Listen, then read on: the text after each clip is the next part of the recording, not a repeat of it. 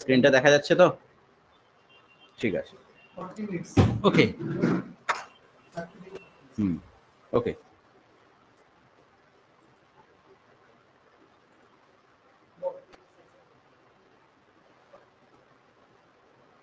Clear. ওকে, দেখো কত useful একটা টপিকটা হতে চলেছে। মডার্ন হিস্ট্রিটা একদম যেখান থেকে আমাদের শুরুটা হওয়া উচিত, আমি কিন্তু সেখান থেকে শুরুটা করব। খুব ইম্পর্টেন্ট একটা জিনিস হতে চলেছে, খুব ভালো করে জিনিসটা বোঝার চেষ্টা করো। হ্যাঁ, স্পেশালি এই ক্লাসটা পুরো একদম বিশেষের কথা চিন্তা করে করা হয়েছে। দেখো, আমাদের প্রত্যেক বছর পরীক্ষায় যেটা আসে, ইন্ডিয়ান ন্যাশনাল মুভমেন্ট, এর বাংলা মানেটা কি জানো? বাংলা মানেটা কি? ইন্ডিয়ান ন্যাশনাল মুভমেন্ট এর বাংলা মানেটা কি?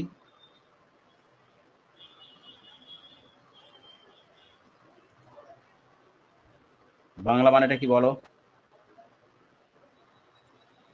বলো সবই, মাইক্রোফোন তো টার্ন অন করা আছে, বলো চটপট বলো।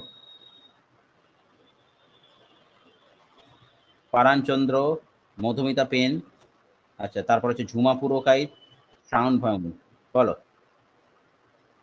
ইয়েস, ভারতের স্বাধীনতা আন্দোলন বা ভারতের হচ্ছে স্বাধীনতা আন্দোলন। এই সম্বন্ধে কি কারোর কোনো ধারণা আছে? কেউ কি জানো এই ব্যাপারটা সম্বন্ধে?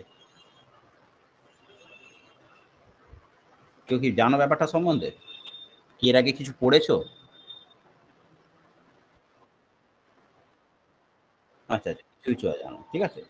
পুরো জিনিসটা কি কিন্তু ব্যাপারটা হচ্ছে, আমাদের জিনিসটাকে করতে গেলে সামান্য কিছু না, পুরো জিনিসটাকে আমাদের কিন্তু খুব ভালো ভালো করে জানতে হবে। দেখো, প্রথম এটা শুরু হয়েছে, দেখো আজকে অনেক অবশ্যই কিছু না কিছু তোমরা নতুন পাবে, ঠিক আছে? দেখো, তোমরা দেখতে পাবে। তো ইন্ডিয়ান ন্যাশনাল মুভমেন্টটা শুরু হয়েছে কবে থেকে? যবে থেকে ইউরোপীয়রা আমাদের কাছে ভারতে এসছে, ঠিক আছে? ইউরোপীয়দের আগমন, এখান থেকে কিন্তু আমাদের ভারতের জাতীয় মুভমেন্ট শুরু হয়েছে। কবে হয়েছে ইউরোপীয়দের আগমনটা? 1498 সালে। 1498 সালে শুরু হয়েছে। 1498 সালে কি হয়েছিল না, আমাদের একটা পর্তুগিজ একটা নাবিক ছিল, এই নাবিকটাকে সবাই হয়তো চেনো, আর বলার কিছু নেই, Vasco da Gama. Vasco da Gama, ইনি কোথায় এসেছিলেন না, কালিকট বন্দরে।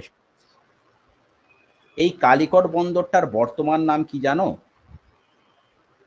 কালিকট বন্দরটার বর্তমান নাম কি জানো? জেনে রেখে দাও, কালিকট বন্দরের বর্তমান নাম হচ্ছে কোঝিকোড। কিছুদিন আগে যেখানে প্লেন ক্র্যাশ হয়ে গেল, এইখানে আশ্রয় দিয়েছিল। আচ্ছা, 1498 সালে ভাস্কো ডা গামা যখন এখানে এসছিল, তখন যে রাজা তাকে শেল্টারটা দিয়েছিল, সেই রাজাটার নাম কি জানো? সেই রাজাটার নাম বলো বলো, জানো কি? কেউ বলতে পারবে রাজাটার নাম? ঠিক আছে, কোনো অসুবিধা নেই। 1498 সালে যখন ভাস্কো দা গামা কালিকট বন্দরে উপস্থিত ছিল, কারো না কারো শেল্টারে সেটা ছিল। কার শেল্টারে ছিল? তখন কালিকটের একটা রাজা ছিল, কালিকটের রাজাটার নাম হচ্ছে জামরি, ঠিক আছে? পরীক্ষা অনেকবার কোশ্চেনটা আছে, ভাস্কো ডা গামা যখন কালিকট বন্দরে এসে উপস্থিত হয়েছিল, সেই কালিকটের কোন রাজা তাকে আশ্রয় দিয়েছিল? জামরি, ঠিক আছে? পেন খাতা নিয়ে বসে দরকার হলে এগুলোকে নোট ডাউন করতে থাকো, খুব ইম্পর্টেন্ট কিন্তু একটা জিনিস তোমাদেরকে পড়াচ্ছে, ঠিক আছে? এখন যখন তাহলে তাহলে একটা কথা হয়েছে কি, পর্তুগিজদের প্রথম রাজধানী কি ছিল? পর্তুগিজদের প্রথম রাজধানী ছিল কালিকট। পর্তুগিজদের প্রথম রাজধানী যখন কালিকট বন্দরে ছিল, তারপরে কালিকট থেকে সেটা কিন্তু স্থানান্তর হয়, কালিকট থেকে সেটা স্থানান্তরিত হয়, কালিকট থেকে কোথায় স্থানান্তর হয়? গোয়াতে স্থানান্তরিত হয়। হুম, কিন্তু সেটা পরে। পর্তুগিজরা যখন কার সময় এই কালিকট থেকে গোয়াতে স্থানান্তর হয়, সেটা আমি আসছি।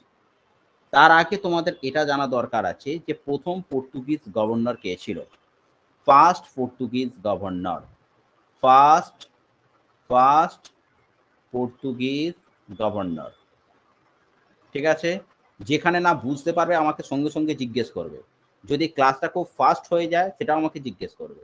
ঠিক আছে, যে স্যার একটুখানি এই জায়গাটা আরেকবার বলুন, কারণ দেখো আমি পুরো ইম্পর্টেন্ট জিনিসগুলো তো দিচ্ছি, তো আমি একটা লেভেল অবধি পড়িয়ে যাচ্ছি, তোমাদের যদি কোনো অসুবিধা থাকে অবশ্যই জিজ্ঞেস করবো মাঝখানে। ফার্স্ট পর্তুগিজ গভর্নর যেটা ছিল সেটার নাম ছিল Francisco de Almeida. Francisco de Almeida. যে ইনফরমেশনগুলো দিচ্ছি দরকার হলে খাতা পেন নিয়ে নোট ডাউন করতে থাকো, খুব ইম্পর্টেন্ট ইনফরমেশন, প্রতিবার পরীক্ষায় আসে। ফার্স্ট পর্তুগিজ গভর্নর কে ছিল? Francisco de Almeida. ঠিক আছে, ফ্রান্সিসকো ডি অ্যালমেইডা কবে ছিল?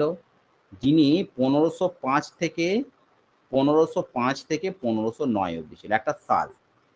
সালটা কবে ছিল? 1505 থেকে 1509। এই ফ্রান্সিসকো ডি আলমিডা কি নামে পরিচিত? এনার একটা পলিসি আছে, পলিসিটার নাম কি? পলিসিটার নাম হচ্ছে ব্লু ওয়াটার পলিসি। কি পলিসি? Blue water policy. ঠিক আছে, তাহলে ফার্স্ট পর্তুগিজ গভর্নরটা কে ছিল? Francisco de Almeida. তার 1505 থেকে 1509 অব্দি ছিল, এবং সে পলিসিটা কি নিয়েছিল? Blue water policy. অনেক সময় কোশ্চেন এরকম দিয়ে দেয়, who was the founder of the blue water policy? কে? Francisco de Almeida. যখন তোমরা একটু বড় লেভেলে পরীক্ষা দিতে যাচ্ছ, ডব্লিউবিসিএস বা মিসলেনিয়াস, তোমাদের টোটাল জিনিসটাকে খুব ভালো করে জানতে হবে। তোমাদের শুধুমাত্র এইটুকু জানলে হবে না ভাস্কো ডা গামা কবে এসেছিল, সবাই জানে ভাস্কো ডা গামা কবে এসেছিল, কিন্তু পর্তুগিজরা সম্বন্ধে তোমাদের একটু জানা দরকার আছে। নেক্সট যেটা রয়েছে, এরপরে 1505 থেকে 1509, তারপরে 1509 সালে সেকেন্ড একটা পর্তুগিজ গভর্নর হয়। কারণ এখন কোশ্চেন অনেক ডিপে আসছে, সেই জন্য একদম ডিপ থেকেই তোমাদের পড়াচ্ছি, ভেতর থেকেই একদম পড়াচ্ছি, ডেপ থেকেই পড়াচ্ছি। 1509 সালে আর একটা পর্তুগিজ গভর্নর ছিল, সেই পর্তুগিজ গভর্নরটার নামটা কি ছিল? Alfonso Alfonso D Albuquerque. Alfonso D Albuquerque. মনে রাখবে এই আলফানসো ডি আলবুকার্কের সময় তখন কি হয়েছিল না, ব্যাপারটা হচ্ছে মানে বিজাপুরের হাত থেকে মানে পর্তুগিজরা গোয়াটা দখল করে নেয়। এই সময় কিন্তু গোয়াটা দখল করে নেয়, আলফানসো ডি আলবুকার্কের সময় গোয়াটা দখল করে নেয়। ঠিক আছে, এরপর হচ্ছে কি, এর পরের যে গভর্নরটা ছিল, এর পরের গভর্নরটা ছিল হচ্ছে 1530 সালে। 1530 সালে যে গভর্নরটা ছিল নিনো ডি কুনাহা। নিনো ডি কুনাহা। এই সময় কি হয়েছিল, তোমার কালিকট থেকে গোয়াতে রাজধানীটা স্থানান্তর হলো। আমি তোমাদেরকে বললাম না 1498 সালে ভাস্কো ডা গামা যখন এসেছিল তখন কোন বন্দরে উপস্থিত হয়েছিল? কালিকট বন্দরে উপস্থিত হয়েছিল, ছিল তো। আর যখন 1530 সালে যখন গেল তখন কি হলো, কালিকট থেকে কোথায় স্থানান্তর হলো? রাজধানীটা গোয়াতে স্থানান্তর। বলো এইটুকু পর্তুগিজদের ব্যাপারটা কে বুঝতে পারলে কি বুঝতে পারলেন আমাকে বলো, একদম বলো, ঠিক করে বলো। এইটুকু যেগুলো বললাম, ইনফরমেশনটা দিলাম, এটা কার কাছে প্রথম কথা জানা ছিল আগে বলো, আর কে এই জিনিসটাকে নতুন জানলে? ঠিক আছে, আর যদি কোনো বুঝতে অসুবিধা থাকে সেটা আমাকে বলো।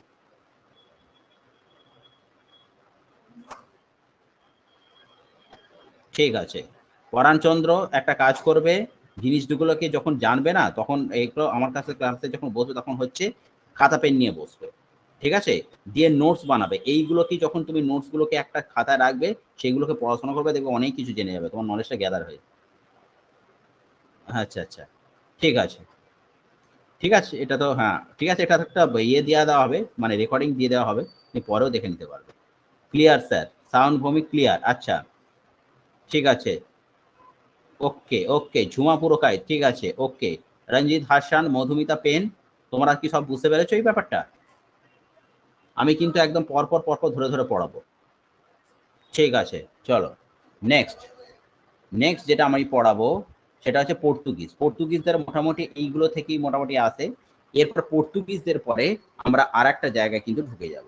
ঠিক আছে, পর্তুগিজদের পরেও কিন্তু আমাদের আচ্ছা, আর একটা কথা মনে রাখবে, এখানে একটা জিনিস তোমাকে মনে রেখে দাও, ভারতকে যে তামাক চাষটা মনে রাখা দাও, পর্তুগিজ থেকে আর একটা জিনিস বলছি, ভারতকে তামাক চাষ ভারতকে তামাক চাষটা কে শিখিয়েছিল? ভারতকে তামাক চাষটা শিখিয়েছিল হচ্ছে তোমার পর্তুগিজরা। বুঝতে পেরেছো? ভারতকে কিন্তু তামাক চাষটা কারা শিখিয়েছিল? পর্তুগিজরাই শিখিয়েছিল। ঠিক আছে? আর একটা কথা হচ্ছে কি, যে এটা জেনে রাখতে হবে যে এরা এই বোম্বাইটাকে কিন্তু এরা হচ্ছে যৌতুক হিসাবে দেয়। ওকে? আর একটা জিনিস জেনে রাখতে হবে, তোমাদের খুব ইম্পর্টেন্ট একটা কোশ্চেন আছে, WBCSও আছে। 1631 সালে, তার মানে তখন নিশ্চয়ই মুঘলদের সময়টা ছিল। তখন একটা মুঘল সম্রাট ছিল। মুঘল সম্রাটটার নাম কি? মুঘল সম্রাটটার নাম হচ্ছে শাহজাহান। শাহজাহান। ওকে? এর একটা অনুগত শাসক ছিল। অনুগত শাসকটার নাম কি ছিল? কাসিম খাঁ। কি ছিল? কাসিম খাঁ। মুঘল সম্রাট ও শাহজাহান দেখলো যে পর্তুগিজরা খুব বাড়াবাড়ি করছে, এরা সামান্য ব্যবসার কারণে এসছে, এখন এরা কি করছে? সাম্রাজ্য বিস্তার করতে চাইছে। যখন শাহজাহান এই ব্যাপারটা দেখলো যে এরা সাম্রাজ্য বিস্তার করতে চাইছে, এটা সাম্রাজ্য বিস্তার করতে, যখন এরা এই ব্যাপারটাকে যখন দেখলো, তখন মুঘল সম্রাট শাহজাহান 1631 সালে হুগলি থেকে পর্তুগিজদের তাড়িয়েছিল। তাহলে এই সময় একটা কোশ্চেন আসে, কোন মুঘল সম্রাট হুগলি থেকে পর্তুগিজদের বিতাড়িত করেছিলেন? অ্যান্সারটা কি হবে? শাহজাহান। এর সাথে আরো কিছু রিলেটেড কোশ্চেন জেনে রেখে দাও। আমাদের যে ইতিহাসে শক বলে একটা জাতি ছিল, শকদেরকে কে বিতাড়িত করেছিল? এইগুলো অনেক সময় কোশ্চেন আসে।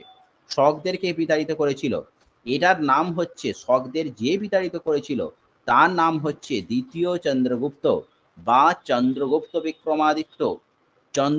বিক্রমাদিত্য। হ্যাঁ, চন্দ্রগুপ্ত বিক্রমাদিত্য। ঠিক আছে? যিনি শকদেরকে বিতাড়িত করেছিলেন তার নামটা কি ছিল? না, দ্বিতীয় চন্দ্রগুপ্ত বা চন্দ্রগুপ্ত বিক্রমাদিত্য। হয়েছে? এনাকে আর একটা কথা কি বলা হয়? এনাকে আর একটা বলা হয়ে থাকে সকারিও বলা হয়। এখান থেকে একটা কোশ্চেন আসে।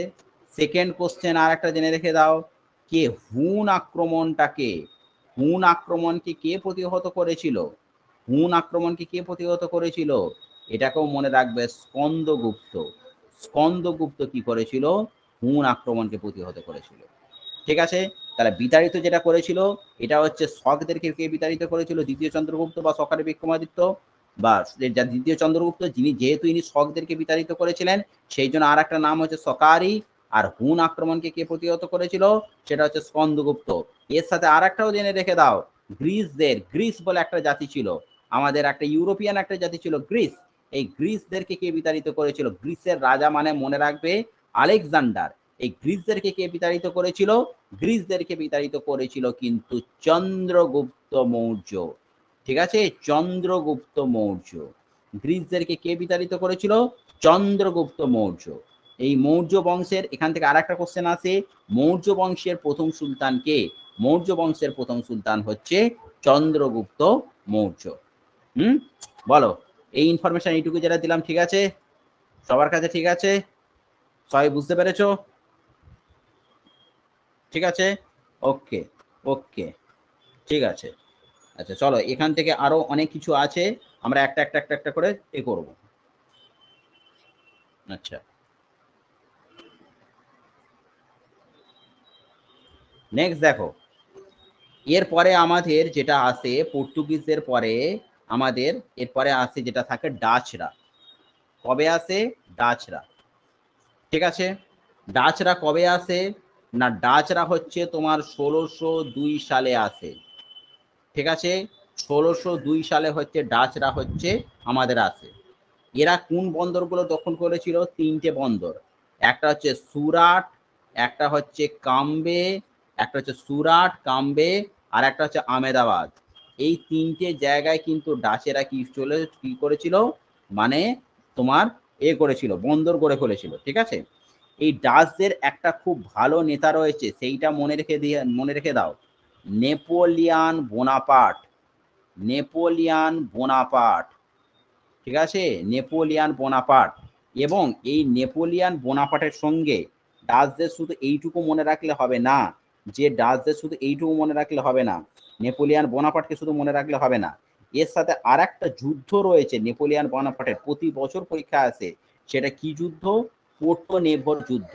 পরীক্ষায় কোশ্চেন আসে যে পোর্টো নেভোর যুদ্ধটা কাদের মধ্যে হয়েছিল, ঠিক আছে? পোর্টো নেভোর যুদ্ধ কাদের মধ্যে হয়েছিল? তো পোর্টো নেভোর যুদ্ধটা হচ্ছে কাদের মধ্যে হয়েছিল না, পোর্টো নেভোর যুদ্ধে একটা তোমার ছিল হচ্ছে নেপোলিয়ান বোনাপার্ট, আর একটা কে ছিল, আর একটা ছিল হচ্ছে, আচ্ছা এক মিনিট,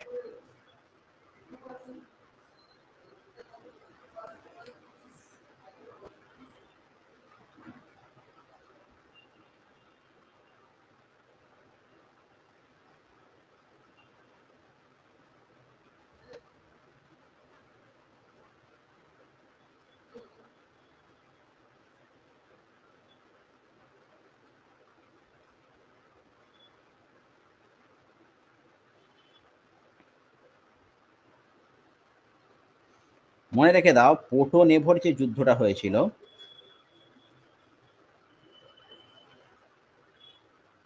এটা হয়েছিল 1781 সালে, ঠিক আছে?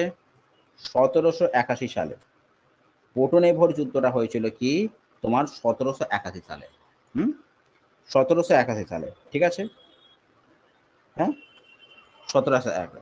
আচ্ছা, আর একটা মনে রেখে দাও, ওয়াটারলু যুদ্ধ, ওয়াটারলুর যুদ্ধ কবে হয়েছিল, ঠিক আছে? দুটো জিনিস মনে রেখে দাও, একটা হচ্ছে পোর্টো নেভোর যুদ্ধ। আচ্ছা, পোর্টো নেভোর যুদ্ধ আর কাদের মধ্যে হয়েছিল? পোর্টো নেভোর যুদ্ধটা দুজনের মধ্যে হয়েছিল, একটা হচ্ছে ইস্ট ইন্ডিয়া কোম্পানি। এই ইস্ট ইন্ডিয়া কোম্পানির সম্বন্ধে তোমাদের এক্ষুনি পড়াচ্ছি, যখন একটু শুধু জেনে রেখে দাও যতক্ষণ আমি আসবো, যে আমরা ব্রিটিশরা যখন প্রথম ভারতবর্ষে ঢুকেছিল তখন ওরা বাণিজ্য করতে ঢুকেছিল। সেই বাণিজ্য করার নামটা যখন মানে যে কোম্পানি আমাদের প্রথমে এখানে এসছিল ব্রিটিশদের হয়ে, সেটা হচ্ছে ইস্ট ইন্ডিয়া কোম্পানি, ঠিক আছে? তো ইস্ট ইন্ডিয়া কোম্পানির সঙ্গে কাদের হয়েছিল না, ইস্ট ইন্ডিয়া কোম্পানিদের সাথে মাইসোরের হয়েছিল। মাইসোরে যে যুদ্ধটা সেটা কি রয়েছে তোমার হচ্ছে পোর্টো নেভোর যুদ্ধ, ঠিক আছে? আর একটা জিনিস জেনে রেখে দাও, ওয়াটারলু যুদ্ধ, ওয়াটারলু যুদ্ধ কাদের মধ্যে হয়েছিল, ঠিক আছে? এইটাই মনে রেখে দাও, এইটাই ছিল দুটোর মধ্যে। এই ওয়াটারলু যুদ্ধটা কবে হয়েছিল? 1815 সালে, 1815 সালে। এই 1815 সালে যেটা হয়েছিল, এইটাই নেপোলিয়ান বোনাপার্ট আর ফ্রান্সদের মধ্যে হয়েছিল। খুব ইম্পর্টেন্ট একটা কোশ্চেন, ব্যাটেল অফ ওয়াটারলু কাদের মধ্যে হয়েছিল? অনেক সময় তোমাদের কিরকম দেয়, যখন ডব্লিউবিসিএস এ কোশ্চেন দেয়, দেখবে চারটে এরকম করে যুদ্ধ দেয়া থাকলো, চারটে যুদ্ধ দেয়া থাকে, এবারে চারটে পার্সোনালিটির নাম দেয়া থাকলো, এর মধ্যে কোন যুদ্ধটা কোন পার্সোনালিটির সাথে রিলেটেড, তাহলে তোমাকে খুব ভালো করে জানতে হবে। যখন তোমাকে ওয়াটারলু দেয়া থাকলো, সেখানে হচ্ছে সি নম্বর অপশনে থাকলো নেপোলিয়ান বোনাপার্ট, তাহলে ওয়াটারলুর সঙ্গে তোমাকে সি নম্বর অপশনটা কিন্তু ম্যাচ করাতে হবে। আবার যখন তোমাকে থাকলো পোর্টো-নেভো যুদ্ধ, পোর্টো-নেভো যুদ্ধে সেখানটা থাকলো তোমার হায়দার আলী থাকলো, তাহলে তখন কিন্তু হায়দার আলী হবে, কারণ 1781 সালে তোমার ইস্ট ইন্ডিয়া কোম্পানির সঙ্গে আর মাইসোরের হয়েছিল, তখন মাইসোরের সুলতান ছিল হায়দার আলী। তাহলে প্রত্যেকটা জিনিসকে তোমাকে কত ভালো করে পড়তে হবে একবার বুঝে নাও, ঠিক আছে? সবাই বুঝতে পারছো? সবাই বুঝতে পারছো তো? সবাই বুঝতে পারছো তো? Shantanu Pramanik, Supriya Mondal have raise hand, তোমরা কিছু রেজ হ্যান্ড করে তোমরা কিছু জিজ্ঞেস করবে? আচ্ছা, মধুমিতা পেন, স্যার বলো, কি জিজ্ঞেস করবে?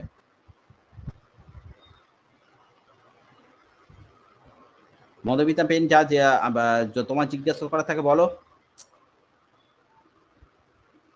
কি জানতে চাইছো বলো।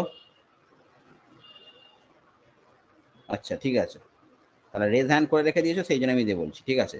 তোমরা যদি কোনো থাকে কোশ্চেন থাকে, ডিরেক্ট আমাদের মাইক্রোফোন আছে, মাইক্রোফোন অন করে রেখেছি, মাইক্রোফোনে একদম বলবে, ঠিক আছে? কোনো অসুবিধা হলে একদম মাইক্রোফোনে বলবে, কারণ দেখো আমি পুরো জিনিসটাকে কভার করছি। আচ্ছা, নেক্সট দেখো, এরপরে তাহলে মোটামুটি ডাচদের ব্যাপারটা হয়ে গেল, ডাচদের থেকে মোটামুটি এই কোশ্চেনটাই আসে। এরপরে দেখো ডাচদের পরেও আমাদের এরপর আস্তে আস্তে জিনিস রয়েছে, দেখো ডাচদের পরেও যে জিনিসটা থাকছে সেটা হচ্ছে কি তোমার,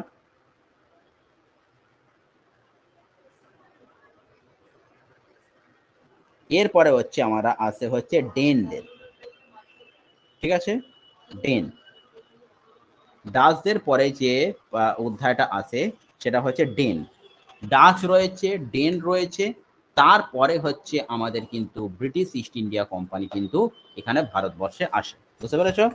আচ্ছা, তাহলে এরপরে আমরা যেটা পড়বো সেটা হচ্ছে ডেনদের। ডেনদের দেখো, ডেনদের এত বেশিটা কিছু নেই। ডেনদের আগেই কিন্তু আমাদের ইংরেজরা ঢুকে পড়ে। আচ্ছা, ইংরেজরা কবে ঢুকেছিল? ইংরেজরা ঢুকেছিল আমাদের, আচ্ছা তাহলে আমরা একটু ইংলিশটাকে নিয়ে পড়ি বা ইংরেজটাকে নিয়ে পড়ি। ইংলিশ বা এটাকে আমরা কি বলতে পারি? ইংরেজ, বা আমরা এটাকে বলতে পারি ব্রিটিশ। আচ্ছা, এরা বলতো এই যে ইংরেজ বা ব্রিটিশ, প্রথমে একটা কথা জিজ্ঞেস করি, ইংরেজ বা যা ব্রিটিশটা ছিল এরা কোথাকার লোক ছিল? কোথাকার লোক ছিল? ইউনাইটেড কিংডম না ইউনাইটেড, হ্যাঁ ইউনাইটেড কিংডম না ইউনাইটেড স্টেটস, কোনটা বলো তো?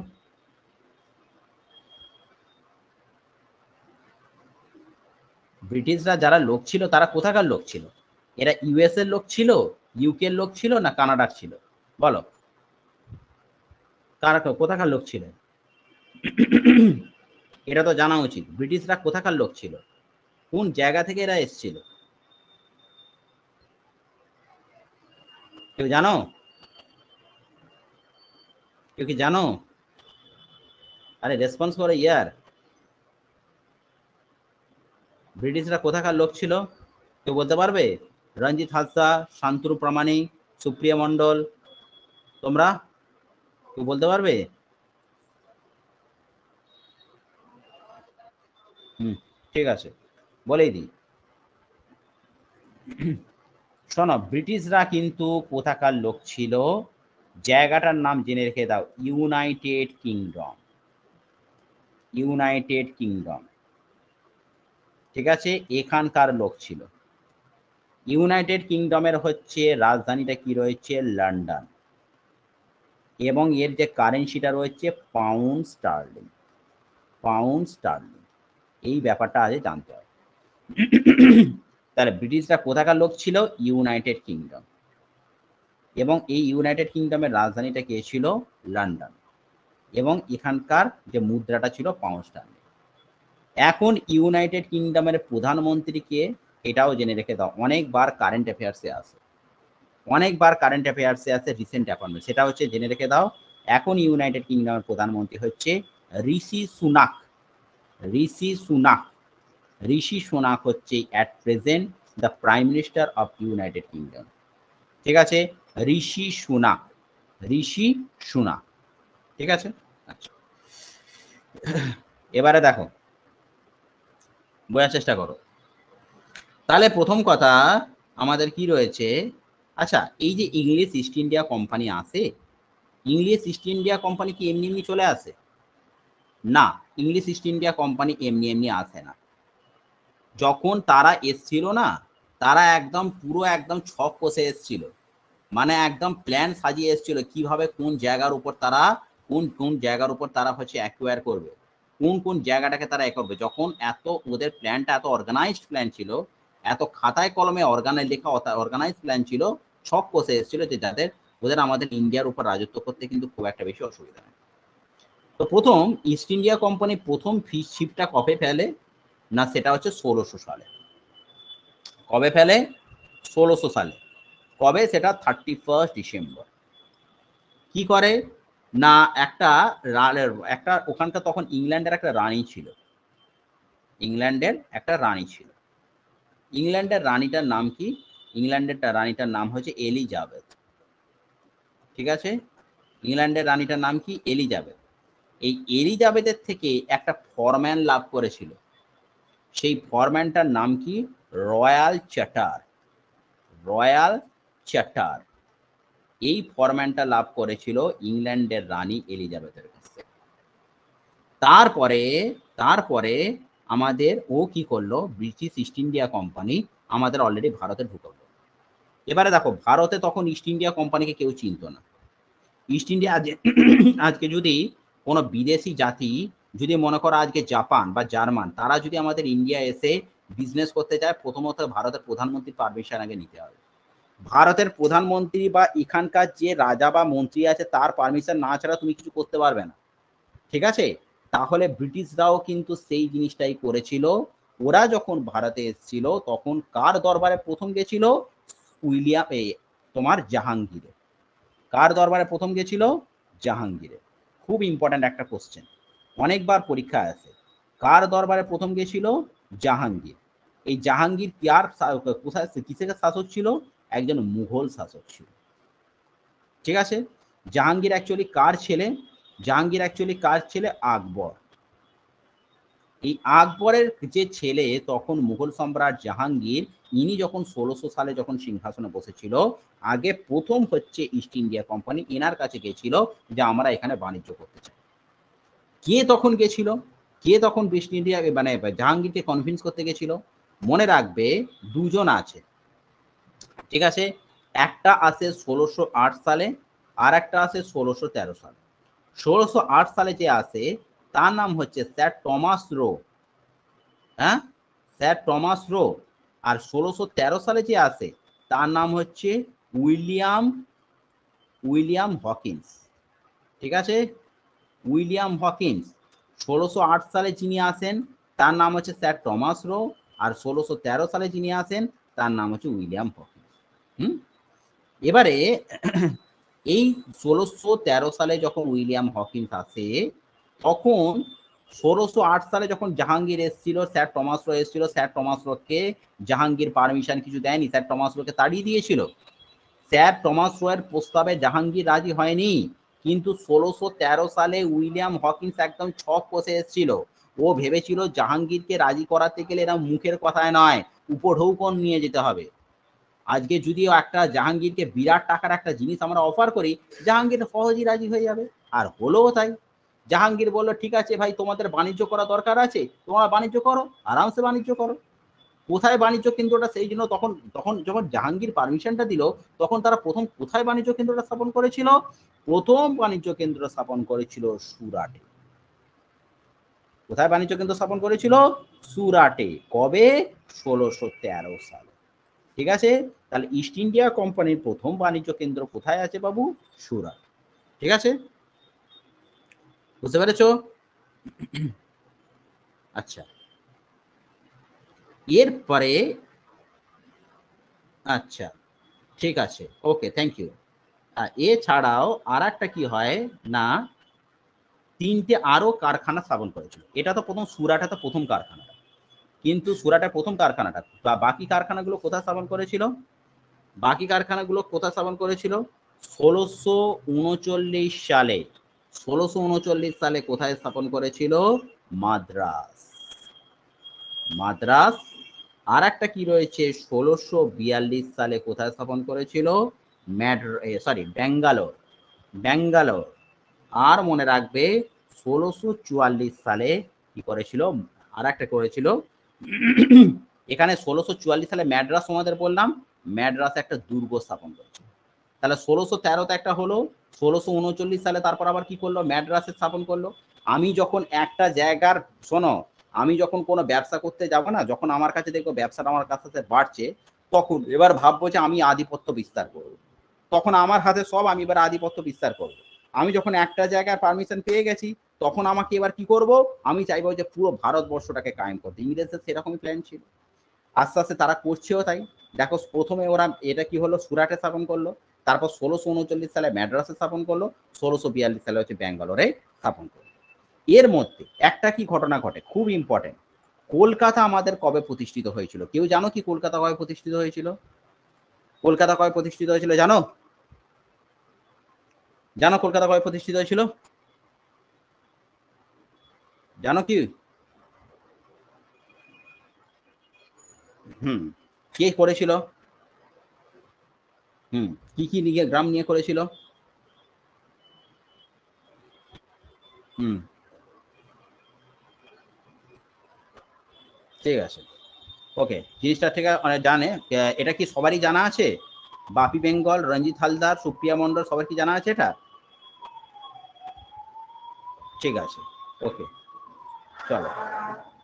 এরপরে যে কলকাতাটা স্থাপন করা হয়েছিল 1690 সালে, একদম ঠিক বলেছে সুপ্রিয়া দান। কি হয়েছিল?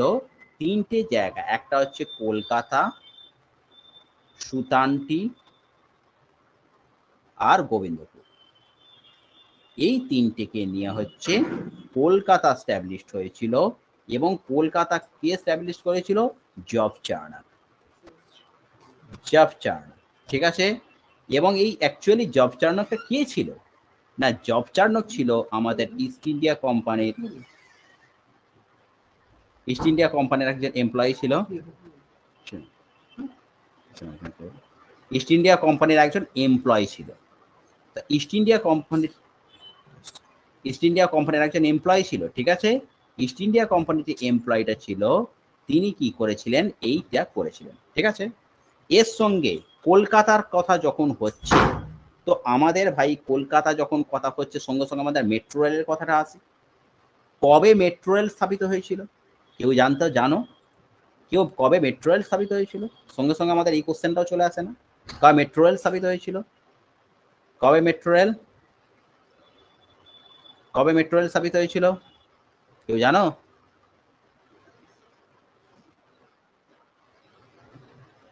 আচ্ছা, বাকি কেউ জানো মেট্রো রেল কবে স্থাপিত হয়েছিল?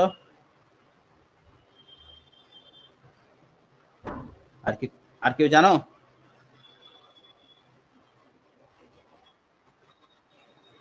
না না, আমি মেট্রো রেল বলেছি, ভুল। না না না, ভুল ভুল ভুল। হ্যাঁ, মেট্রো রেলটা কলকাতা ঠিকই আছে। আচ্ছা, দেখো 1984, ঠিক আছে, 1984 হচ্ছে মেট্রো রেল স্থাপিত হয়েছিল, এবং সেইটা হচ্ছে কি কলকাতায় স্থাপন করা হয়েছিল, ঠিক আছে। প্রথম মেট্রো রেলটা কিন্তু করা হয়, সেটা হচ্ছে কি রেলওয়ে স্থাপিত হয়েছে। আচ্ছা, হুম, আচ্ছা, এরপরে যেটা তোমার যেটা আছে, সেটা হচ্ছে কি, এরপরে ইস্ট ইন্ডিয়া কোম্পানি কি করলো না, একটা ফরম্যান আবিষ্কার করলো। ইস্ট ইন্ডিয়া কোম্পানি একটা ফরম্যান আবিষ্কার করলো। তার আগে একটা কি হয় দেখো, ডেনদেরও আগমন এই সময়টা ঘটে গেল। হুম, আচ্ছা, আগে ফরম্যানটা সম্বন্ধে বলে দিই। ফরম্যানটা কি ছিল? ফরম্যানটা হচ্ছে, একটুখানি এটা করো, মিউট করো, যাদের ব্যাকগ্রাউন্ড থেকে সাউন্ড হচ্ছে মিউট করো, ব্যাকগ্রাউন্ড থেকে যাদের সাউন্ড হচ্ছে মিউট করো। মনে রাখবে, একটা 1700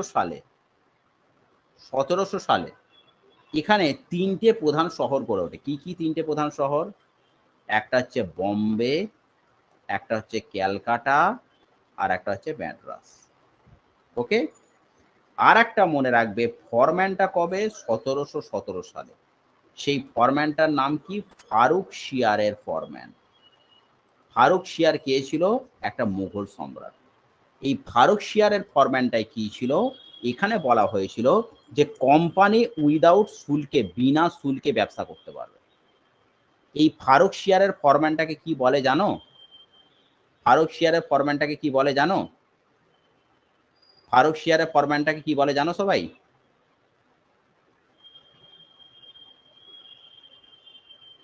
কেউ কি জানো ফারুক শিয়ারের ফরম্যানটাকে কি বলে? ঠিক আছে, ওকে, মনে রেখে দাও, খুব ইম্পর্টেন্ট। এই ফারুক শিয়ারের ফরম্যানটা কি বলা হয়?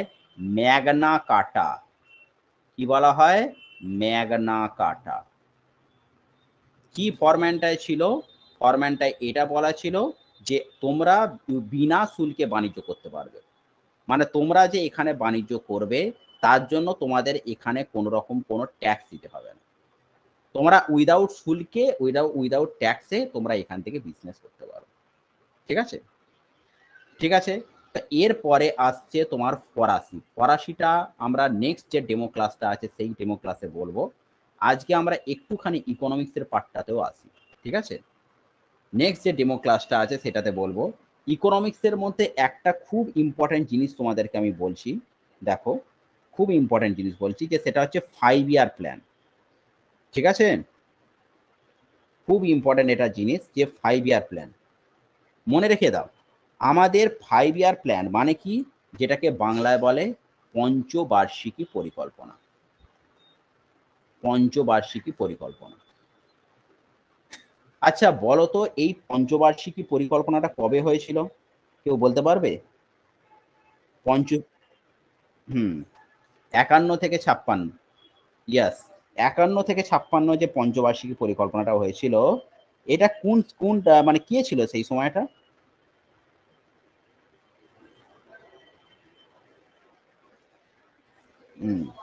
আচ্ছা, এই পঞ্চবার্ষিকী পরিকল্পনাটার উপর কোন জিনিসটার উপর সব থেকে বেশি করে গুরুত্ব দেওয়া হয়?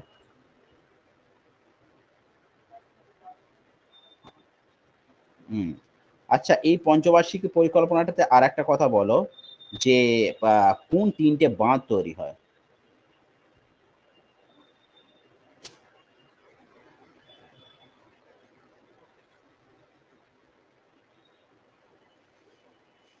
হুম,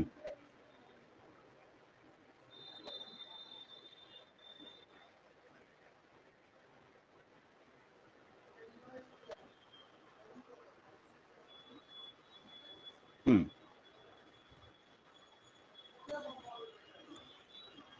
হ্যাঁ, হ্যাঁ। হ্যাঁ, এইটা হ্যাঁ, হ্যাঁ, বাবু আসলে হ্যাঁ, ঠিকই আছে, ঠিকই বলেছো বাবু। ওইটা একদম শোনো, আমি একদম সবটাই তোমাদের কভার করব। ঠিক আছে? কিন্তু ব্যাপারটা হচ্ছে যে ওইটাকে একদম পরপর করাবো। আজকে যতটুকু তোমাদের ইংরেজদের হয়েছে, মনে রাখবে নেক্সট ডেমো ক্লাসে তোমরা সবাই জয়েন করবে। ঠিক আমরা এখান থেকে শুরু করব। ঠিক আছে? আবার আজকে যতটুকু ইকোনমি হয়েছে, নেক্সট যখন ডেমো ক্লাস আসবে সেইখান থেকে আমরা শুরু করব। ঠিক আছে? কোনোটা কিন্তু স্কিপ করে যাওয়া হবে না। হ্যাঁ? যে তুমি এইটা আমি আজকে এইটুকু পড়াতে গিয়ে নেক্সট তারপর আবার অন্য জায়গায় চলে গেলাম, এরকম কিন্তু হবে না। তোমরা শুধু বাবু একটু ট্র্যাকটা রেখো, নিতে খাতায় নোটস করো, আমাকে বলো নেক্সট ডেমো ক্লাসে যে স্যার এতটা অবধি করানো হয়েছিল, এরপর থেকে আমাকে বলবেন। ঠিক আছে? এইটা তোমরা শুধু একটু দায়িত্ব নিয়ে করো। ঠিক আছে? দিয়ে আমি তোমাদের হিস্ট্রিটা মোটামুটি সবটাই কভার করে দেবো। বুঝতে পেরেছো?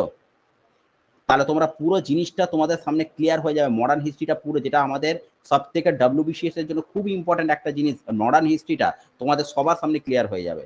সবার সামনে একদম মুখস্থ হয়ে যাবে মডার্ন হিস্ট্রিটা। আমার সাথে থাকতে, থাকতে তোমাদের মুখস্থ হয়ে যাবে। শুধু তোমরা এইটুকু ট্র্যাক রেখো যে আমরা আগের ক্লাসে কতটা অবধি করেছি, নেক্সট যে ডেমো ক্লাসটা আছে এটা আমরা কতটা করব। ঠিক আছে? দেখো, যেটা প্রথম রয়েছে, প্রথম ১৯৫১ থেকে ১৯৫৬, এই যে মডেলটা শুধু পঞ্চবার্ষিকী পরিকল্পনা জানলে হবে না। এখানে একটা কোশ্চেন আসে যে কোন তত্ত্বের উপর পঞ্চবার্ষিকী পরিকল্পনাটা হয়েছিল? মনে রাখবে, এই তত্ত্বটার নাম হচ্ছে হ্যারল্ড ডোমার তত্ত্ব। হ্যারল্ড ডোমার তত্ত্ব। হ্যারল্ড ডোমার তত্ত্বের উপর এই, হ্যাঁ, হ্যারল্ড ডোমার তত্ত্বের উপর এই পঞ্চবার্ষিকী পরিকল্পনাটা হয়েছিল। এই সময় কে ছিল? পণ্ডিত জওহরলাল নেহেরু ছিল। ঠিক আছে? এবং এই পঞ্চবার্ষিকী পরিকল্পনায় কি করা হয়েছিল? এই পঞ্চবার্ষিকী পরিকল্পনাটা হচ্ছে কোনটাকে গুরুত্ব দেওয়া হয়েছিল? কৃষি। হ্যাঁ, কৃষি। এবং এই পঞ্চবার্ষিকী পরিকল্পনায় তোমার কত পার্সেন্ট লক্ষ্য ছিল? দেখো, আমি একদম সবটাই ডিটেলে তোমাদের বলছি, হ্যাঁ, কোনোটা কিন্তু বাদ কিছু রাখছি না, কারণ এখন কোশ্চেনটা খুব ডিটেলে হচ্ছে। কত লক্ষ্য ছিল? ধরো তোমার পরীক্ষায় কত পার্সেন্ট লক্ষ্য রয়েছে? আমার হচ্ছে 90% লক্ষ্য রয়েছে যে আমি আমার স্কোরটা 90% বাড়াবো।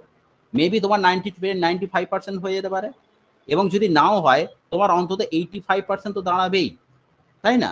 তাহলে তোমাকে তো একটা টার্গেট নিয়ে চলতে হবে যে এই 5 ইয়ার প্ল্যানের মধ্যে আমি এত পার্সেন্ট অ্যাচিভ করবো। আমাদের লক্ষ্য ছিল ফার্স্ট 5 ইয়ার প্ল্যানে 2.1%। কতটা অ্যাচিভ হয়েছে? কতটা অ্যাচিভ হয়েছে? 3.6%। 3.6%। ঠিক আছে? ওকে। আচ্ছা, এটা আরেকটা জেনে রেখে দাও, এই ১৯৫১ থেকে ৫৫ যেটার উপর গুরুত্ব দেওয়া হচ্ছে কৃষি, এবং এই ৩ টে এই পঞ্চবার্ষিকী পরিকল্পনাতেই হচ্ছে তোমার কি করা হয়েছিল? আমাদের ভাকরা নাঙ্গাল বাঁধ, খুব ইম্পর্টেন্ট, ভাকরা নাঙ্গাল বাঁধ এইটার হচ্ছে স্থাপন করা হয়েছিল। আমাদের ভারতের বৃহত্তম যেটা বাঁধ, ভাকরা নাঙ্গাল বাঁধটা, যেটা দুটো স্টেটের উপর দিয়ে গেছে, একটা পাঞ্জাব রয়েছে আর একটা হিমাচল প্রদেশের উপর দিয়ে গেছে ভাকরা নাঙ্গাল বাঁধটা। এবং এই ভাকরা নাঙ্গাল বাঁধ থেকে এত কোশ্চেন আসে, হট করে হয়তো বলে দেয় যে ভাকরা নাঙ্গাল বাঁধটা কোন দুটো স্টেটের উপর দিয়ে গেছে। কোশ্চেন অ্যান্সার হবে একটা পাঞ্জাব আর একটা হিমাচল প্রদেশ। আর একটা কোশ্চেন আসে, প্রতিবার পরীক্ষায় দেয়, ডাব্লিউবিসিএসও দেয়, ভাকরা নাঙ্গাল বাঁধটা কোন নদীর উপর রয়েছে? কোন নদীর উপর রয়েছে? শতদ্রু নদীর, সাতলেজ নদীর উপর রয়েছে। ভাকরা নাঙ্গাল বাঁধটা সতলেজ নদীর উপর রয়েছে। এই ভাকরা নাঙ্গাল বাঁধটাও কিন্তু, যেটাকে বলা হয়ে থাকে আমাদের, এবং এটাও বলেছিল জওহরলাল নেহেরু যখন ভাকরা নাঙ্গাল বাঁধটা সম্বন্ধে বলেছিল, সেখানে বলেছিল যে টেম্পল অফ মডার্ন ইন্ডিয়া, যে আধুনিক ভারতের এটা একটা মন্দির। টেম্পল অফ মডার্ন ইন্ডিয়া, এটাও পরীক্ষা একটা কোশ্চেন দিয়েছিল যে ভাকরানাঙ্গাল বাঁধটাকে পন্ডিত জওহরলাল নেহেরু কি বলে, temple of modern India. Plus এখান থেকে আর একটা কোশ্চেন তোমাদের বলে দিচ্ছি, কত কোশ্চেন তোমাদের কভার করে দিচ্ছি দেখো। জওহরলাল নেহেরুর একটা বইও আছে, জওহরলাল নেহেরুর একটা বইও প্রতি বছর দেয়, সেই বইটার নাম কি, ডিসকভারি অফ ইন্ডিয়া। কি নাম, ডিসকভারি অফ ইন্ডিয়া।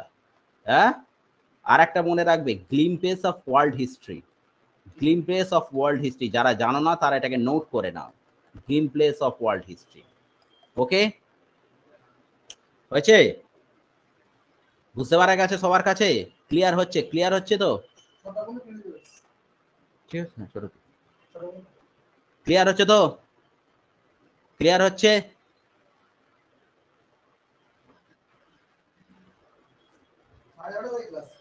হুম, ঠিক আছে, শোনা যাচ্ছে তো, মানে ক্লিয়ারলি শোনা যাচ্ছে তো? আচ্ছা, ঠিক আছে। আচ্ছা, নেক্সট দেখো, এরপরে আসি সেকেন্ড 5 ইয়ার প্ল্যান, এরপরে আসি সেকেন্ড 5 ইয়ার প্ল্যান। এটা কবে, হ্যাঁ, এরপরে হচ্ছে 56 থেকে 61, কিন্তু এটা কোন তত্ত্বের উপর, কোন তত্ত্বের উপর, কোন তত্ত্বের, এটা হচ্ছে কি পিসি মোহলানবিশ তত্ত্ব, পিসি মোহলানবিশ তত্ত্ব, পিসি মোহলানবিশ তত্ত্বের উপর। মনে রাখবে এখানে কি করা হয়েছিল, আইপিআর, আইপিআর, এটার মানে হচ্ছে কি industrial policy revolution, industrial policy revolution অর্থাৎ শিল্প নীতি প্রণয়ন। এটা কবে হয়েছিল, 1956 সালে, 1956 সালে আইপিআর গঠন করা হয়েছিল। এবং এখানে মনে রাখবে এই আইপিআরে 3টে শিল্পাঞ্চল গড়ে উঠেছিল। কি কি শিল্পাঞ্চল, একটা হচ্ছে দুর্গাপুর, একটা হচ্ছে কি ভিলাই, আর একটা হচ্ছে কি রাউরকেল্লা। এই 3টে শিল্পাঞ্চল গড়ে উঠেছিল কোন 5 ইয়ার প্ল্যানে, সেকেন্ড 5 ইয়ার প্ল্যানে। কি কি, একটা দুর্গাপুর, একটা ভিলাই, একটা রাউরকেল্লা। দুর্গাপুরটা কার সহযোগিতায় গড়ে উঠেছিল, ব্রিটেনের সহযোগিতায়। ভিলাইটা কার সহযোগিতায় গড়ে উঠেছিল, রাশিয়ার সহযোগিতায়। রাউরকেল্লাটা কার সহযোগিতায় গড়ে উঠেছিল, জার্মানির সহযোগিতায়। ঠিক আছে, দুর্গাপুরটা কার সহযোগিতায় গড়ে উঠেছিল, ব্রিটেনের সহযোগিতায়। ভিলাইয়েরটা কার সহযোগিতায় গড়ে উঠেছিল, রাশিয়া। আর রাউরকেল্লাটা হচ্ছে জার্মানি। এই দুর্গাপুর, ভিলাই, রাউরকেল্লা, দুর্গাপুরটা তাহলে ব্রিটেন, ভিলাই হচ্ছে রাশিয়া, আর রাউরকেল্লাটা হচ্ছে জার্মানি।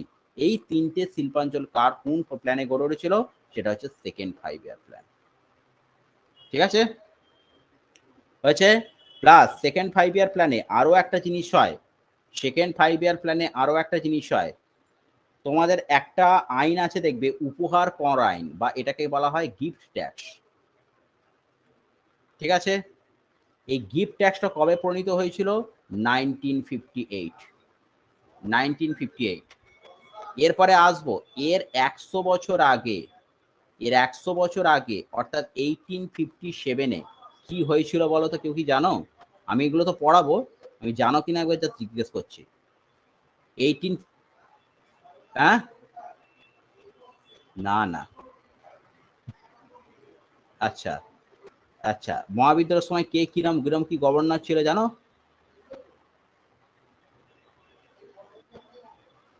মহাবিদ্যালয়ের সময় কে কিরম গভর্নর ছিল জানো?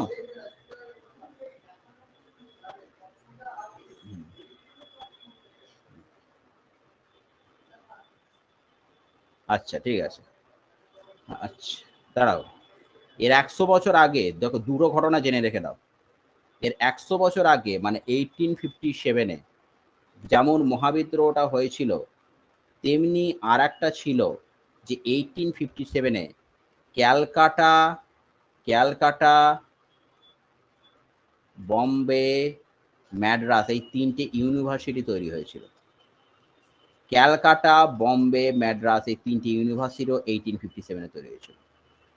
1857 যে ভাইস রয় ছিল তার নাম হচ্ছে লর্ড ক্যানিং, ঠিক আছে, লর্ড ক্যানিং।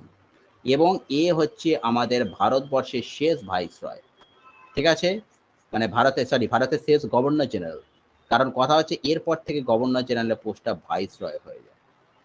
আর 1858 মানে এই যে 1958 সালে বলছি উপহার করাই, 1858 কি হয়েছিল, মহারানীর ঘোষণাপত্র।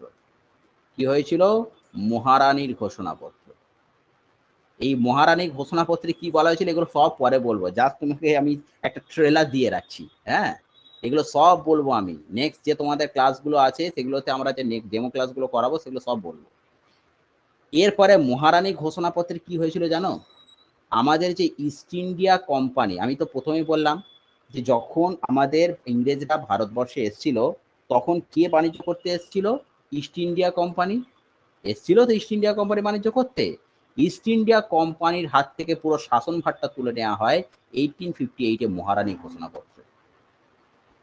মহারানী কি ইস্ট ইন্ডিয়া কোম্পানিকে বলে দেয় তোমরা ভাই কোনো কন্ট্রোল করতে পারছো না, তোমাদের সময় হচ্ছে এত লোক বিদ্রোহ করছে, এত করছে, তো তোমাদেরকে ভাই থাকতে দিয়ে লাভটা কি আছে, তোমরা তো ভাই কিন্তু কন্ট্রোলই করতে পারছো না, তোমরা একটা কাজ করো, তোমরা ওখান থেকে সরে এসো, আমরা ইংরেজ সরকার বলে যে আমরা দেশটাকে চালাবো। খুব ইম্পর্টেন্ট এই জিনিস। 1858 মহারানী ঘোষণাপত্রে ইস্ট ইন্ডিয়া কোম্পানি কিন্তু শেষ হয়ে যায়, ঠিক আছে। তো এই যে গিফট ট্যাক্সটা, এই উপহার কর আইনটা কবে প্রণীত হয়েছিল, 1958 সালে। 1958 সালে মানে কোন 5 ইয়ার প্ল্যানের সেকেন্ড, তাহলে সেকেন্ড 5 ইয়ার প্ল্যানে কি বৈশিষ্ট্য হলো, সেকেন্ড 5 ইয়ার প্ল্যানের শিল্পটাকে গুরুত্ব দেওয়া হয়েছিল। 3টে শিল্পাঞ্চল দুর্গাপুর, ভিলাই, রাউরকেল্লা। দুর্গাপুরটা কার সহযোগিতায়, ব্রিটেনের সহযোগিতায়। ভিলাইটা কার সহযোগিতায়, রাশিয়ার সহযোগিতায়। রাউরকেলাটা কার সহযোগিতায়, জার্মানির সহযোগিতা গড়ে উঠছিল। সেকেন্ড 5 ইয়ার প্ল্যানটা পিসি মহলানা বিস্তত্ব রয়েছে। সেকেন্ড 5 ইয়ার প্ল্যানটা হচ্ছে শিল্পাচনটা গুরুত্ব দেওয়া হয়েছিল। আর উপহার কর আইন 1958 প্রণীত হয়েছিল। ওকে, ঠিক আছে।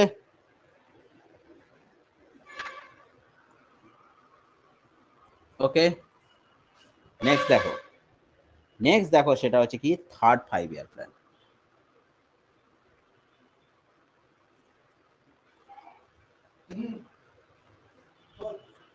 থার্ড 5 ইয়ার প্ল্যান, ঠিক আছে। থার্ড 5 ইয়ার প্ল্যানটায় দেখো, প্রথম কথা এখানে অনেকগুলো ব্যাপার আছে। এই ব্যাংকটার নাম শুনেছো, আইডিবিআই ব্যাংক। আচ্ছা, এখানে থার্ড 5 ইয়ার প্ল্যানটা মনে রেখে দাও কোন তত্ত্বের উপর রয়েছে, জন স্যান্ডি এবং সুখময় চক্রবর্তী। কিরম কোশ্চেন আসে পরীক্ষা, তোমাদের কিরম কোশ্চেন আসে দেখো গাইস, কিরম কোশ্চেন আসে, 4টে তত্ত্ব দিয়ে দিল, হ্যারল্ড ডোমার তত্ত্ব দিয়ে দিল, পিসি মহলানবিস তত্ত্ব দিয়ে দিল, জন স্যান্ডি সুখময় চক্রবর্তী তত্ত্ব দিয়ে দিল। এবারে ফার্স্ট 5 ইয়ার, সেকেন্ড 5 ইয়ার, থার্ড 5 ইয়ার প্ল্যান দিয়ে দিল। তোমাকে এবারে কি করতে হবে, ওটার সাথে ম্যাচিং করতে হবে, ম্যাচিং করে বলতে হবে কোনটা কারেক্ট হবে। ঠিক আছে, আমি কিন্তু কোশ্চেনগুলো বলে রাখছি। থার্ড 5 ইয়ার প্ল্যানটা কবে হয়েছিল, 1956 থেকে 61, 51 থেকে 56, 56 থেকে 61, তাহলে এটা হচ্ছে 61 থেকে 66, ঠিক আছে, 61 থেকে 66। এই সময় অনেক কিছু জিনিস ঘটেছিল ভাই, অনেক কিছু জিনিস ঘটেছিল, কি বলবো তোমাকে। প্রথম কথা, industrial development bank of India, IDBI কবে এস্টাবলিশ হয়েছিল, industrial development bank of India 1964-এ। 1964-এ হয়েছিল আইডিবিআই, অর্থাৎ industrial development bank of India 1964-এ হয়েছিল। প্লাস এই বছর 1962-তে কি হয়েছিল জানো, ইন্দো-সিনো ওয়ার হয়েছিল, ইন্দো-সিনো ওয়ার। তোমাদের পলিটিক্যাল সায়েন্সে যে স্যার ক্লাস করাবেন তিনি তো ক্লাস করাবেন, আমি শুধু জাস্ট একটা বলে দিই, পলিটিক্যাল সায়েন্সের একটা টার্ম আছে জরুরি অবস্থা জারি করা। মনে রাখবে 1962 সালে যখন ইন্দো-সিনো ওয়ারটা হয়েছিল তখনই কিন্তু ভারতে প্রথম ন্যাশনাল এমার্জেন্সি জারি করা হয়। ন্যাশনাল এমার্জেন্সি জারি করা কবে, 1962-তে, যখন ইন্দো-সিনো ওয়ারটা হয়েছিল। এমনি ভারতবর্ষে 3বার ন্যাশনাল ইমার্জেন্সি জারি করা হয়, বাট ফার্স্ট যে ন্যাশনাল ইমার্জেন্সিটা সেটা কবে জারি করা হয়েছিল? 1962-তে। ঠিক আছে, আচ্ছা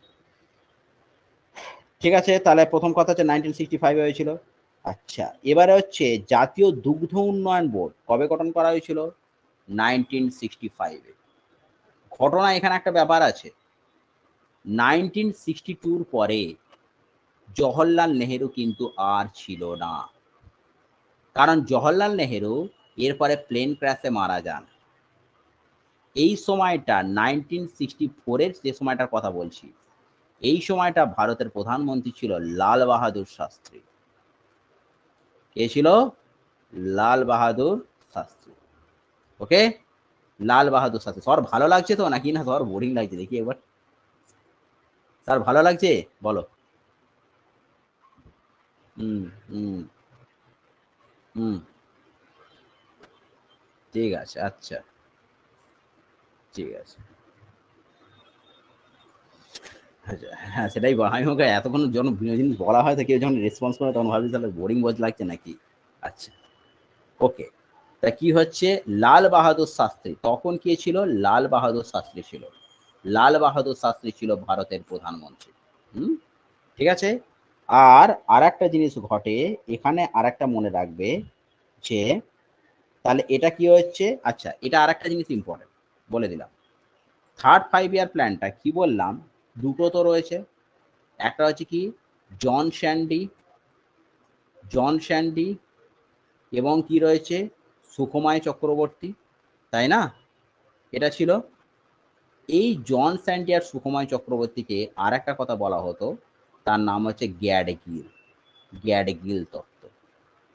তাহলে দেখো ফার্স্ট 5 ইয়ার প্ল্যানটা কি হয়ে গেল বলো তো সবাই, কিরকম মনে আছে বলো? ফার্স্ট 5 ইয়ার প্ল্যানটা কোন তত্ত্ব? ফার্স্ট 5 ইয়ার প্ল্যানটা কোন তত্ত্ব বলো, চটপট বলো সবাই বলো। হ্যাঁ, হ্যারল্ড ডোমার তত্ত্ব, ঠিক। সেকেন্ড 5 ইয়ার প্ল্যানটা কি ছিল, কোন তত্ত্ব বলো? কেসি মহারানাবিস তত্ত্ব। বলো থার্ড 5 ইয়ার প্ল্যানটা কোন তত্ত্ব?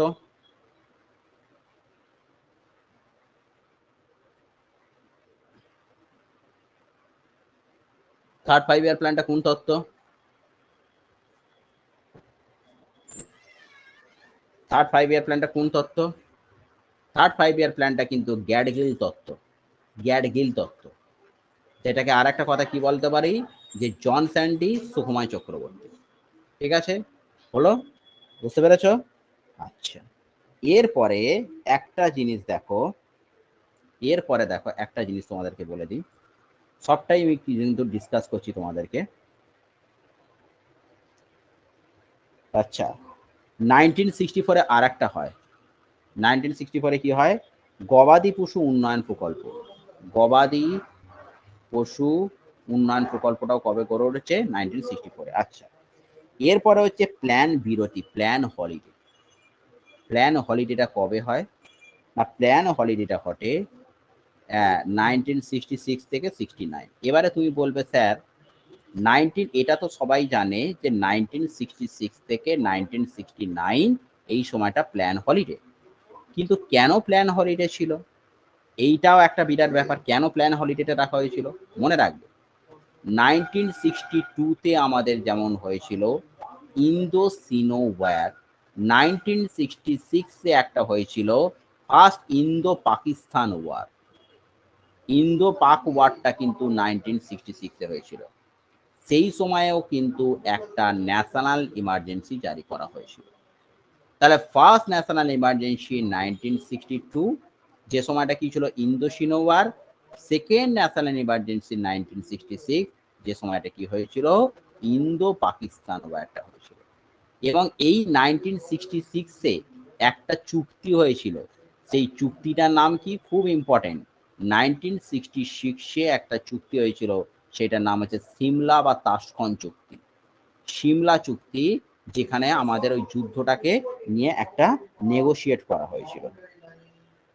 ঠিক আছে, বুঝতে পেরেছ? হয়েছে, ঠিক আছে।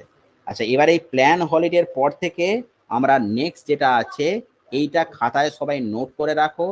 নেক্সট দিন এই প্ল্যান হলিডের পর থেকে আমরা কিন্তু বলতে শুরু করব প্লাস নেক্সট যে আমাদের ডেমো ক্লাসটা আছে, যেটুকু আজকে হিস্ট্রিটা করানো হলো, তারপর থেকে কিন্তু আমরা বলতে শুরু করব। ঠিক আছে, বুঝতে পেরেছো গাইস? নোট ডাউন করে রাখবে, শুধু শুধু নোট ডাউন করে রাখবে। ঠিক আছে, যখন আমার কাছে হ্যাঁ একদম নোটসটাকে খুব সুন্দর করে বানাও। ঠিক আছে, নোটসটাকে খুব সুন্দর করে বানাও এবং একটা ট্র্যাক রাখবে যে এই অবধি পড়ানো হয়েছে, নেক্সট দিন থেকে আমরা এটা থেকে পড়বো। আচ্ছা, এরপরে যে নেক্সট যে ডেমো ক্লাসটা সেটা তোমাদের গ্রুপে জানিয়ে দেওয়া হবে। ঠিক আছে, ওকে, বলো ক্লাস কিরকম লাগলো সবার? হুম, হ্যাঁ, আচ্ছা, অনেক কিছু নলেজ পেয়েছো আজকে না? আমার তোমাদের নলেজগুলো আমি রিভাইজ করিয়ে দিয়েছি। আচ্ছা, ওকে মধুমিতা পেন, থ্যাংক ইউ। আচ্ছা, ওকে, ওকে ঝুমা পুরকাইত, ঠিক আছে, থ্যাংক ইউ। ওকে, ঠিক আছে, ঠিক আছে, ওকে, তাহলে আজকে একটু এন্ড করছি এখানে। হ্যাঁ বাবু, ঠিক আছে। আচ্ছা আচ্ছা, কোনটা বলো বলো, কোনটা কি কোশ্চেন? বলো বলো ঝুমা পুরকাইত, কি কোশ্চেনটা বলো?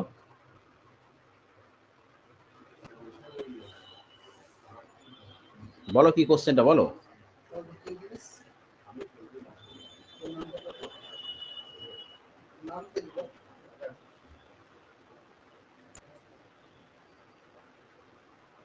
হুম, কোন মুঘল সম্রাট, বলো বলো কোন মুঘল সম্রাট?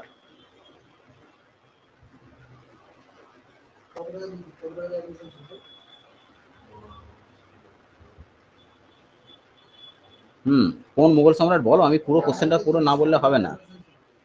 কোন মুঘল সম্রাটে কি আছে বলো?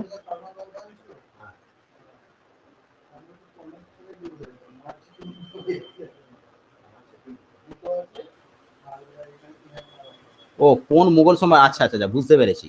তুমি কোন কোশ্চেনটা বলতে চাইছো, কোন মুঘল সম্রাট মনে হচ্ছে এদেরকে বিতাড়িত করেছিল? সম্ভবত হচ্ছে পর্তুগিজদের বিতাড়িত করেছিল। তার নাম হচ্ছে শাহজাহান, 1631 সালে। হুম, 1631 সালে শাহজাহান বিতাড়িত করেছিলেন হুগলি থেকে পর্তুগিজদের। ঠিক আছে, ঝুমা পুরকাইত এবার কভার হয়েছে।